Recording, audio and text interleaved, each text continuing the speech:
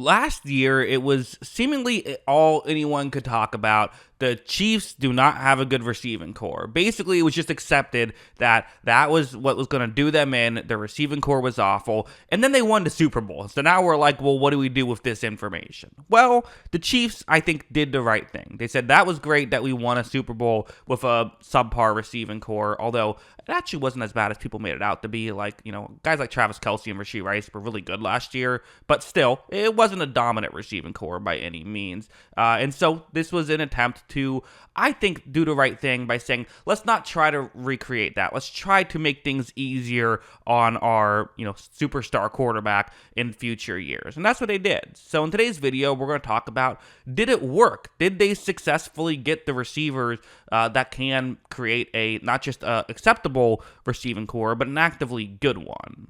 A quick chart before we get into some film. I'm throwing Travis Kelce on here. I'm not going to throw every tight end, only Kelce, because, obviously you can't talk about their receiving core without Kelce, who isn't technically a receiver, but obviously does a lot of important work in the receiving game.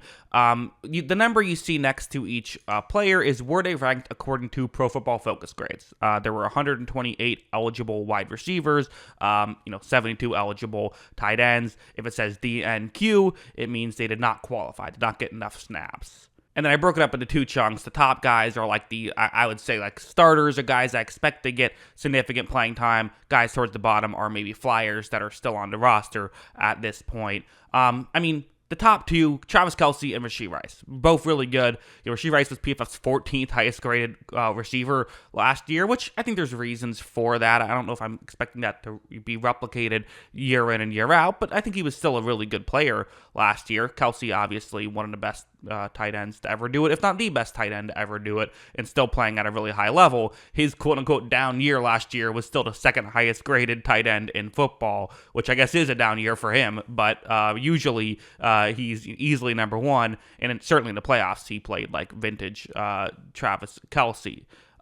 Then they have some new additions, right? Marquise Brown and Xavier Worthy. Marquise Brown, the guy they signed on a one-year deal. Worthy, the guy they drafted in the first round. And we'll get into both of those guys once we get into the film. Also Justin Watson, but and then there's Sky Moore, Kadarius Toney, Justin Ross, maybe one of those can step it up. But really here, I want to talk about the main four, the people that I'm expecting to get the most playing time, which is the top three receivers, Rice, Brown, and Worthy, along with Travis Kelce. First, let's talk about Kelce and what he brings to the table. Again, we all know it. I probably don't even have to break it down, but it's fun to break it down. This play was kind of a real underrated play of the Super Bowl, which was only 16 seconds left. The Chiefs have a timeout on a 3rd and 7. And I know we all expect Harrison Butker would make the 50-yard field goal to tie it, but you never do know. I know he's so good at making clutch field goals, but still, you don't want to make his job more difficult on him. The routes you see on the screen is the concept. It's this rub route thing over the middle. That's how this is going to work.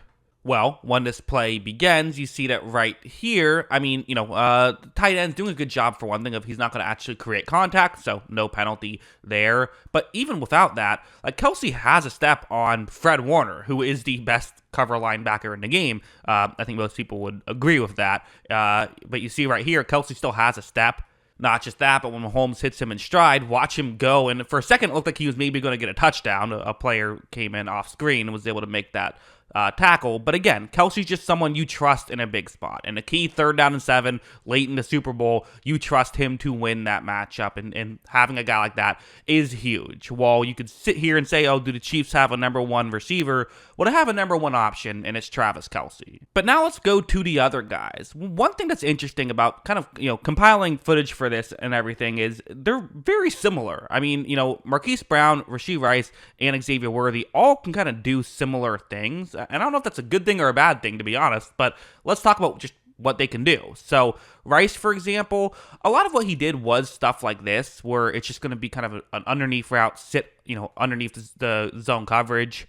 You see that Mahomes is going to take the snap and quickly flips the ball to Rice right here, where you see where Rice is. Mahomes is throwing it right now. This is a lot of what the Chiefs did with Rice, was just had him run high percentage routes, and he was very good at running them, which, hey, there's a lot of value in that.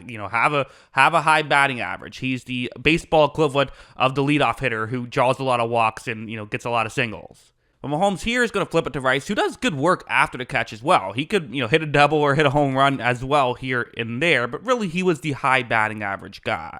And that was kind of what Rice and Kelce, kind of why they worked so well together last year. Is Rice was the guy you looked to on first downs. Kelce was the guy you looked to on third downs. As for the other new additions, what are they bringing to the table for Kansas City? Well, you got someone like Marquise Brown, who, it's going to be a zone coverage play at the one you see on the screen. And it's going to be a Rams player who's definitely playing pretty far off. And one thing I think that Andy Reid loves about his receivers is he loves to have fast receivers, but it's not always because he wants to just run go routes. In fact, that's not a lot of what the Chiefs always do. Last year, they didn't do it because they didn't want to have a guy who was great at that.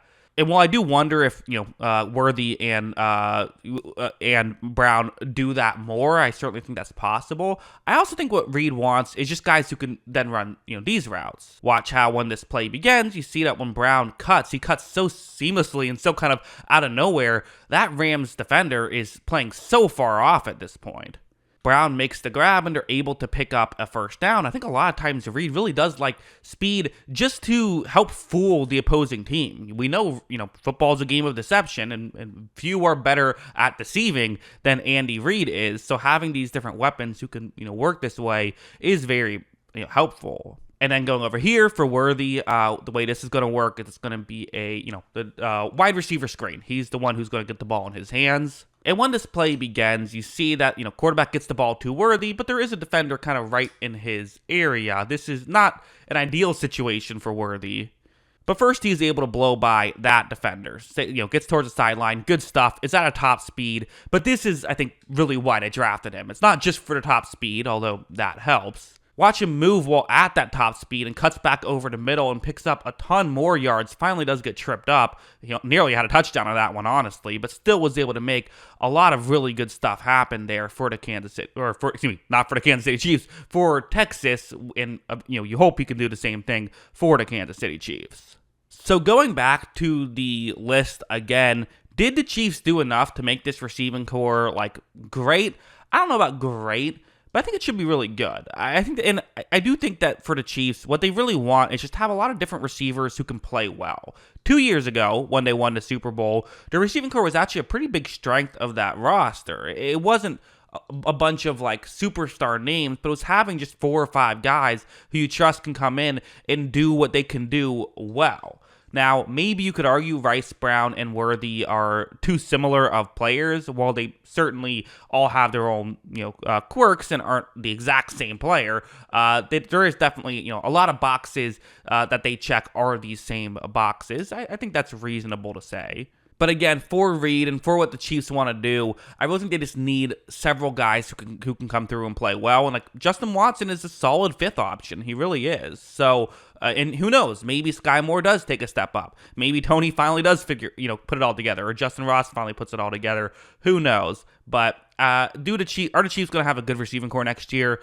I think so. Certainly on paper, it appears to be that way. So, because even if hey, every now and then a rookie player that we think is going to be good takes some time to develop, or a free agent signing doesn't fit in too well. But even if one of those guys doesn't fit in perfectly, they should still be okay as long as the other one fits in. So, yeah, I think they did exactly the right thing. They did what they should do. Hey, Chiefs making smart decisions. Probably part of why they've won back-to-back Super Bowls. That's what I think. What do you think? Let me know in the comments below. Always love hearing from y'all. And, of course, as always, thanks for watching.